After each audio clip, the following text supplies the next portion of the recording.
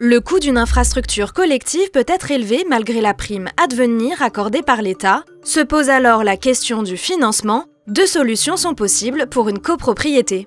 Il est possible que la copropriété ait envie de financer par soi-même et donc de payer les travaux. Il est également possible, grâce à Logivol, de faire financer l'intégralité des travaux, de sorte à ce qu'il y ait zéro reste à charge pour la copropriété et les copropriétaires. Au sens large, notre mission est de faciliter le déploiement des infrastructures dans le résidentiel, de sorte à ce que les utilisateurs de véhicules électriques qui habitent dans un immeuble et ont une place de parking puissent avoir de quoi se recharger, c'est-à-dire une borne. Logivolt va payer l'intégralité des travaux d'installation et va être propriétaire de l'infrastructure collective pendant la durée du contrat qui est de 15 ans. Mais le copropriétaire qui aura sa borne sur sa place sera propriétaire de la borne. C'est lui qui achètera la borne, il choisira le modèle, il choisira les options et ce sera sa borne. Elle n'appartient pas à Logivolt.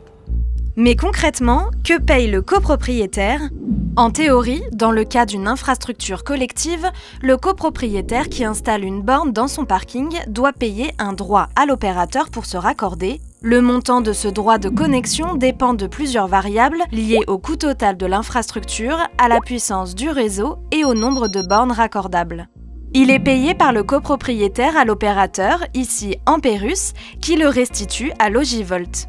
Cependant, de nombreux opérateurs prennent en charge ce droit de connexion sous la forme d'un geste commercial. Dans le cas de Michael, l'opérateur lui a offert ce droit de connexion.